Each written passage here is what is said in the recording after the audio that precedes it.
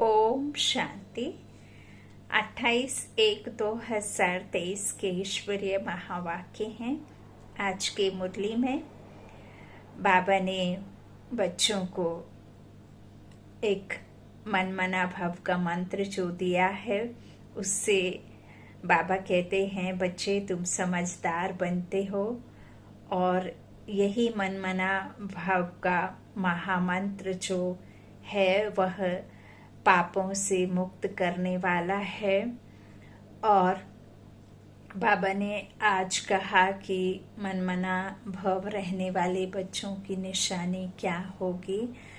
आज के ईश्वरीय महावाक्यों में बाबा ने कहा, मीठे बच्चे, एक मनमना भव के महामंत्र से तुम समझदार बनते हो। यही मंत्र सब पापों से मुक्त करने वाला है। प्रश्न है मुरली का, सारे ज्ञान का सार क्या है? मनमना भव रहने वालों की निशानी क्या होगी? उत्तर में बाबा ने कहा, सारे ज्ञान का सार है कि अब हमको वापस घर जाना है। यह छी दुनिया है, इसको छोड़ हमें अपने घर चलना है। अगर यह याद रहे तो भी मनमना भव हुआ। मनमना भव रहने वाले बच्चे सदा ज्ञान का विचार सागर मंथन करते रहेंगे। वह बाबा से मीठी मीठी रूह रेहान करेंगे। प्रश्न है दूसरा, किस आदत के वशीभूत आत्मा बाप की याद में नहीं रह सकती? उत्तर में बाबा ने कहा, अगर गंदे चित्र देखने की, गंदे समाचार पढ़ने की आदत पड़ी तो बाप की याद रह नहीं सकती। सिनेमा है दोजख का द्वार जो वृत्तियों को खराब कर देता है। बहुत ही गुहाराज बाबा ने आज यहाँ समझाया है। आजकल फोन और ये जो भी डिवाइस, गैजेट्स साइंस ने निमित्त जो बनाए हैं, एक तरफ यदि मनुष्य आत्माएं चाहें तो इससे बहुत बहुत बहुत ऊंचा पहुंच सकते हैं। इतनी ज्ञानवर्धक चीजें और इतनी अच्छे अच्छे पॉजिटिव थॉट्स और ना जाने कितनी अच्छी चीजें आप इस गैजेट्स के द्वारा आपको मिलती हैं देखने के लिए। लेकिन वहीं यदि कोई बच्चों की आदत पड़ जाती है गंदे चित्र देखने की, गंदे समाचार आदि पढ़ने की, देखने की, तो इतना इतना इतना आपको बर्बाद कर देगा कि आपने कभी स्वप्न में भी नहीं सोचा होगा। तो एक तरफ इसके फायदे तो नुकसान भी हैं। तो बाबा कहते हैं जो सिनेमा आदि है वो दोजख का द्वार है, वृत्तियों को खराब कर देता है। एग्जाम्पल से समझते हैं। देखिए, जो जड़ चित्र आपने देखे हैं मंदिरों में विराजमान दुर्गा, सरस्वती, गणपति, जितने भी देवी देवताओं के जो चित्र विराजमान, जो मूर्तियां विराजमान होती हैं, और आप देखिए एक एग्जाम्पल से हम समझ सकते हैं कि वहां कोई बेवड़ा, कोई अच्छा शराब पीकर व्यक्ति मंदिर के सामने से निकल रहा होगा तो भले ही वो उल्टा सीधा कुछ हरकत करेगा कि अपने चप्पल उतारेगा, शूज सर पे रख लेगा और दोनों हाथ जोड़ेगा और वहां से निकलते हुए उनको प्रणाम करेगा, कहेगा माँ, या जो भी उन्हें पुकारेगा, जो भी हनुमान जी हैं उनको हाथ नमस्कार करेगा, नतमस्तक होगा। और वही यदि कोई एक्टर, सिनेमा एक्टर, जो मूवी सिनेमा आदि होता है, या कोई भी इस तरह की जो विकारी प्रवृत्ति वाला कोई भी मनुष्य आत्मा, कोई भी एक्टर्स वहां से गुजरे, तो वो जो शराबी मंदिरों में देखकर जहां नतमस्तक होता है और जहां अम्बे माँ और कृपा करो ऐसे सब कहते हुए निकलता है, वही वो सिनेमा के एक्टर को देख करके उसे कितने गंदे गंदे ख्याल आते हैं और उसकी वृत्ति दृष्टि विकार में चली जाती है। तो यह फर्क है कि आप जब पॉजिटिव रहते हैं, श्रेष्ठ संकल्पों से भरे हुए रहते हैं, जब आप पवित्र आत्माएं रहते हैं, प्यूरिटी आपके अंदर रहती है, दैवत्व आपके में रहता है, निर्विकारीपन जब आपके में रहता है, तो आपके प्रति किसी की दृष्टि वृत्ति भी वैसी ही रहेगी जैसे कि आपकी है। और भल कितना भी वो एक्टर्स जो हद के ड्रामा में, चाहे वो सीता का रोल कर ले, चाहे वो दुर्गा का रोल कर ले, कुछ भी कर ले, लेकिन सामने वाली मनुष्य व्यक्ति जो भी है, आत्मा उसका कभी भी मनसा विकारी ही रहेगी, क्योंकि उनमें प्यूरिटी नहीं होती है। तो यह कारण है।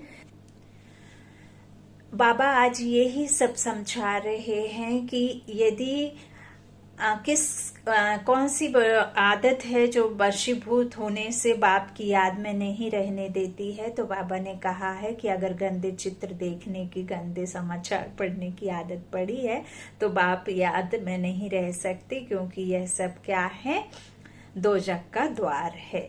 ओम शांति। रूहानी बाप बैठ रूहानी बच्चों को समझाते हैं। समझाना उनको होता है जिसमें कुछ कम समझ है।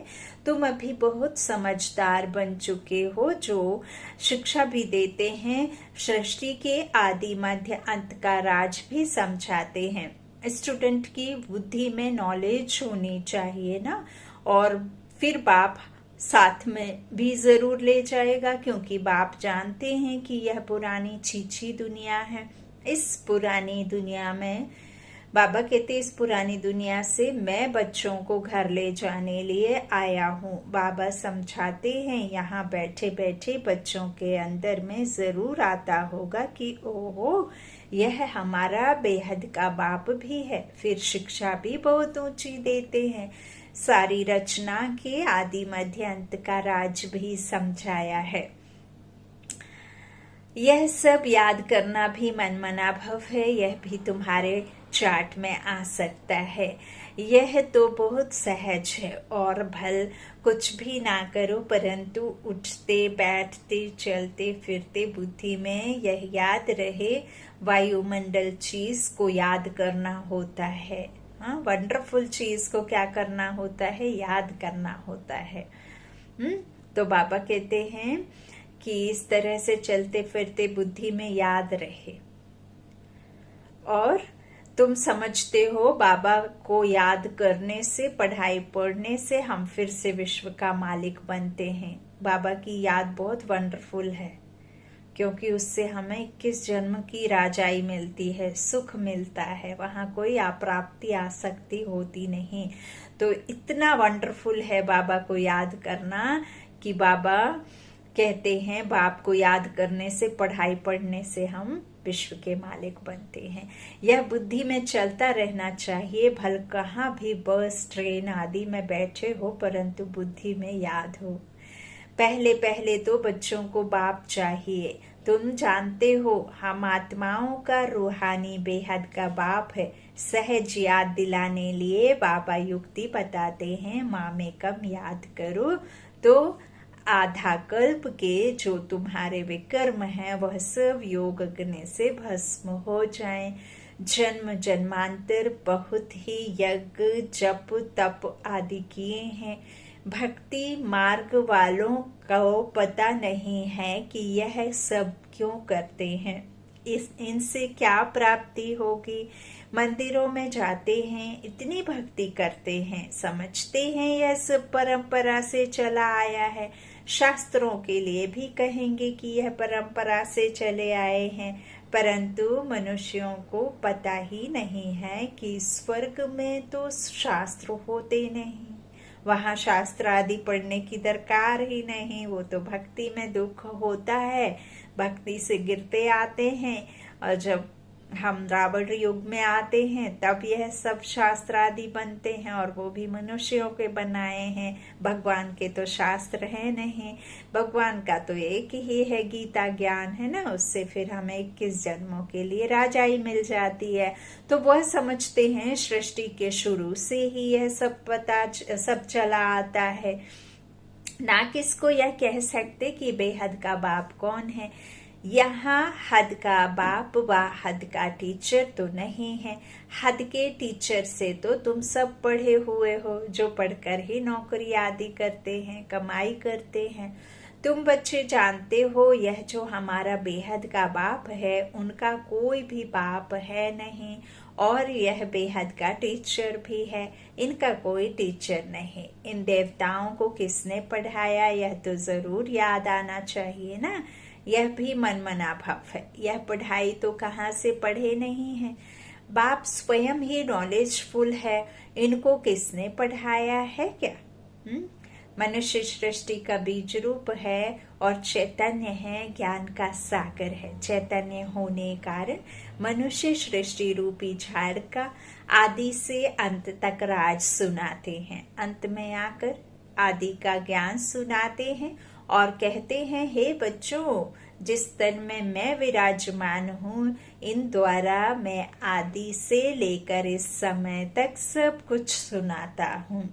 अंत के लिए तो पीछे समझाएंगे, तुम आगे चलकर समझ जाएंगे कि अब अंत है, क्योंकि उस समय तुम कर्मातीत अवस्था को पहुंच जाएंगे और आसार भी देखेंगे कि इस पुरानी चीची दुनिया का विनाश तो होना ही है। यह कोई नई बात नहीं है, अनेक बार देखा है और देखते ही रहेंगे। कल्प पहले राज्य लिया था, फिर गवाया। हम ही विश्व के मालिक थे, फिर 84 जन्म लिए, फिर बाबा विश्व का मालिक बनाने के लिए वही ज्ञान दे रहे हैं। तुम अंदर में समझते हो बाबा टीचर भी है। अच्छा, अगर बाप याद नहीं पड़ता तो टीचर को याद करो। टीचर कब भूलेगा क्या? टीचर से तो पढ़ते रहते हो। हाँ, माया गफलत कराती है, वह तुमको पता नहीं पड़ता है। माया आंखों में एकदम धूल डाल देती है। जो हमको भगवान पढ़ाते हैं यह एकदम भूल जाते हैं। बाप हर बात की समझाने देते हैं। यह है बेहद की समझाने और वह है हद की। यह बेहद की नॉलेज बाबा कल्प कल्प तुम बच्चों को देते हैं। अच्छा, जास्ती पढ़ नहीं सकते हो तो भला बाबा के रूप से याद करो। उनका तो कोई बाप है नहीं, वह सबका बाप है, परंतु उनके बच्चे सब हैं। कोई बता सकेगा कि शिव बाबा किसका बच्चा है? वह है बेहद का बाप। बच्चे समझते हैं हम बेहद के बाप के बने हैं। यह हमारी पढ़ाई भी वंडरफुल है और हम ब्राह्मण ही पढ़ते हैं। देवता व क्षत्रिय वैश्य शूद्र यह पढ़ाई नहीं पढ़ सकते। बाप की यह नॉलेज ही बिल्कुल न्यारी है, तुम्हारे सिवाय कोई समझ ना सके। तुम बच्चों को यह खुशी का पारा चढ़ता है कि हम तमो प्रधान से सतो प्रधान बने। अब उच्च पद पाने लिए खूब पुरुषार्थ करना है, ऐसे नहीं स्वर्ग में तो सब जाएंगे। अगर ज्ञान और योग की धारणा नहीं होगी तो उच्च पद नहीं मिलेगा। बाबा कहते हैं 16 कला संपूर्ण बनने में याद की बहुत मेहनत है। देखना है किसको दुख तो नहीं देते हैं। हम सुखदाता के बच्चे हैं, सबको सुख देना है। मनसा वाचा कर्मणा किसको दुख नहीं देना है। इस समय तुम जो पढ़ते हो, गुलगुल बनते हो, यह कमाई ही तुम्हारे साथ चलने वाली है। इसमें कोई किताब आदि पढ़ने की जरूरत ही नहीं। उस पढ़ाई में कितने किताब आदि पढ़ने पड़ते हैं। यह बाबा की नॉलेज सबसे न्यारी और बड़ी सहज भी है, परंतु है सब गुप्त। तुम्हारे सिवाय कोई समझ ना सके कि यह क्या पढ़ते हैं। वंडरफुल पढ़ाई है। बाप कहते हैं कभी अब्सेंट नहीं होना, पढ़ाई कभी नहीं छोड़ना। बाबा के पास सबका रजिस्टर आता है, उनसे ही बाबा समझ जाता है। यह 10 मास अब्सेंट रहा, यह 6 मास रहा, कोई तो चलते चलते पढ़ाई भी छोड़ देते हैं। यह बहुत वंडरफुल चीज है। ऐसी वंडरफुल चीज और कोई होती ही नहीं। कल्प कल्प तुम बच्चों को ऐसा बाप आकर मिलता है। तुम बच्चे जानते हो यह साकार बाबा तो पुनर्जन्म में आता है। यह 84 का चक्र खाते हैं तत्वम। यह खेल है ना, तत्वम का खेल है ना, बाबा कहते हैं। खेल कभी भूला नहीं जाता है, खेल सदैव याद रहता है। बाबा समझाते हैं, एक तो यह दुनिया दोजक है और इसमें भी खास यह बायोस्कोप सिनेमा दोजक है। बाबा ने आज दोजक बनाया, सिनेमा के बारे में, बायोस्कोप के बारे में कहा। वहां जाने से वृत्तियां बहुत खराब हो जाती हैं। अखबार में भी कोई अच्छे अच्छे चित्र देखते हैं तो उसमें भी बुद्धि जाती है। यह खूबसूरत है, इनको प्राइज मिलनी चाहिए, ख्यालात चलती हैं। ऐसा देखें ही क्यों जिसमें ऐसे सब ख्याल आए। तो बुद्धि से समझते हैं यह सारी दुनिया ही खत्म हो जाने वाली है, तुम सिर्फ मुझे ही याद करो। ऐसी ऐसी चीजें ना देखो, ना ख्याल करो। तो यह तो पुरानी दुनिया के छी गंदे शरीर हैं, इनके तरफ क्या देखना है। एक बाप को ही देखना है। बाबा कहते हैं, मीठे मीठे बच्चे, मंजिल बहुत ऊंची है, माया कोई कम नहीं है। माया का देखो कितना भवका है, उस तरफ है साइंस और यहाँ है तुम्हारी साइलेंस। साइंस और साइलेंस, वो लोग चाहते हैं मुक्ति को पाए। यहाँ तुम्हारी एम ऑब्जेक्ट है जीवन मुक्ति को पाने की। जीवन मुक्ति पाने का कोई रास्ता बता ना सके, सन्यासी आदि कोई भी यह नॉलेज दे ना सके। वो किसको समझा नहीं सकते कि गृहस्थ व्यवहार में रहकर पवित्र बनना है। यह एक ही बात समझाते हैं। भक्ति मार्ग में टाइम वेस्ट ही होता आया है, कितनी भूलें होती हैं। भूल करते करते भोले ही बन गए हैं। यह लास्ट जन्म 100% भूलों का ही है। जरा भी बुद्धि काम नहीं करती। अब बाबा तुमको समझाते हैं, तब तुम समझते हो। अभी तुम सब समझ गए हो तो औरों को भी समझाते हो। खुशी का पारा भी तुम्हें चढ़ता है। वंडर है ना। इस बाप को कोई बाप नहीं, कोई शिक्षक नहीं, सब सीखा कहाँ से। मनुष्य वंडर खाएंगे, बहुत समझते हैं, इनका जरूर कोई गुरु होगा। अगर यह भी गुरु से सीखा हुआ हो, फिर गुरु के और भी शिष्य होने चाहिए। सिर्फ यह एक शिष्य थोड़े ही होगा, गुरु के तो बहुत शिष्य होते हैं। आगांखा के देखो कितने शिष्य हैं, उन्हों को गुरु के लिए देखो कितना रिगार्ड रहता है। उनको हीरो में वजन करते हैं। तुम किस में वजन करेंगे? यह तो सबसे सुप्रीम है। इनका वजन कितना होगा? तुम क्या करेंगे? वजन करें तो कितना होगा? कोई चीज बढ़ सकती है? शिव बाबा तो बिंदी है ना। आजकल वजन बहुत करते हैं, कोई सोने में, कोई चांदी में, प्लेटिनम में भी करते हैं। वह सोने से भी महंगा होता है। अब बाप समझाते हैं कि वह जिस्मानी गुरु तो तुम्हें सदगति देते नहीं। सदगति में ले जाने वाला तो एक ही बाप है। इनको किस में वजन करेंगे? मनुष्य तो सिर्फ भगवान भगवान ही कहते रहते हैं, लेकिन यह नहीं जानते कि वह बाप है, टीचर भी है। बैठे कितना साधारण है। बच्चों का मुखड़ा देखने के लिए थोड़ा सा ऊपर बैठते हैं। मददगार बच्चों के बिगर हम स्थापना कैसे कर सकते हैं? जो जास्ती मदद करते हैं उनको जरूर बाबा लाभ करेंगे। लौकिक में भी एक बच्चा 2000 कमाता, दूसरा 10,000 कमाता होगा तो बाप का लव किस पर रहेगा? परंतु आजकल तो बच्चे पूछते ही बाप को कहाँ है। बेहद का बाप भी देखते हैं, फलाने फलाने बच्चे बहुत अच्छे मददगार हैं। बच्चों को देख देख बाबा हर्षित होते हैं, आत्मा खुश होती है। कल्प कल्प मैं आता हूँ और बच्चों को देख बहुत खुश होता हूँ। जानता हूँ कल्प कल्प यह हमारे मददगार बनते हैं। यह बाबा का प्यार कल्प कल्प का बन जाता है। कहाँ भी बैठे हो बुद्धि में यह सोचो, बाबा हमारा बाप भी है, टीचर भी है, गुरु भी है, स्वयं ही सब कुछ है। तब तो सब उनको ही याद करते हैं। सतयुग में कोई याद नहीं करेंगे, क्योंकि 21 जन्मों के लिए बाप बेड़ा पार कर देते हैं। ऐसे ऐसे सिमरन कर बच्चों को हर्षित होना चाहिए, खुशी होनी चाहिए कि हम ऐसे बाप की सर्विस करें, बाप का सबको परिचय दें। यह बेहद का बाप है।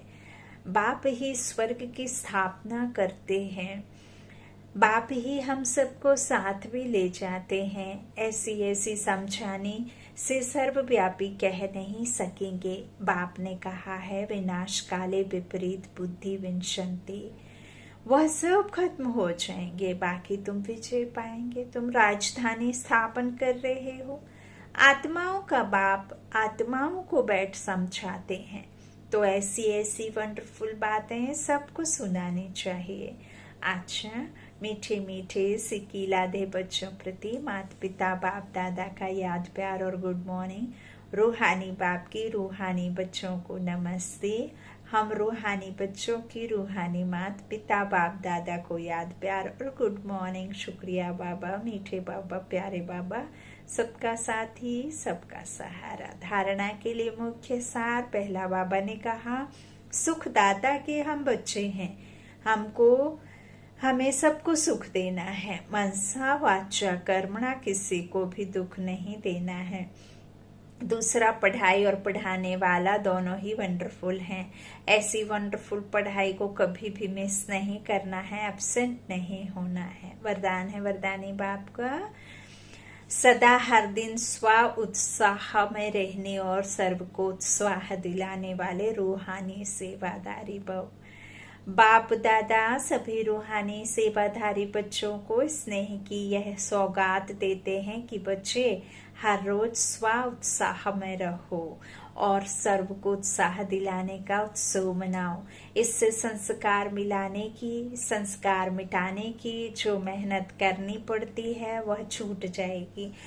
यह उत्सव सदा मनाओ तो सारी समस्याएं खत्म हो जाएंगी। फिर समय भी नहीं देना पड़ेगा, शक्तियां भी नहीं लगानी पड़ेंगी। खुशी में नाचने उड़ने वाले फरिश्ते बन जाएंगे।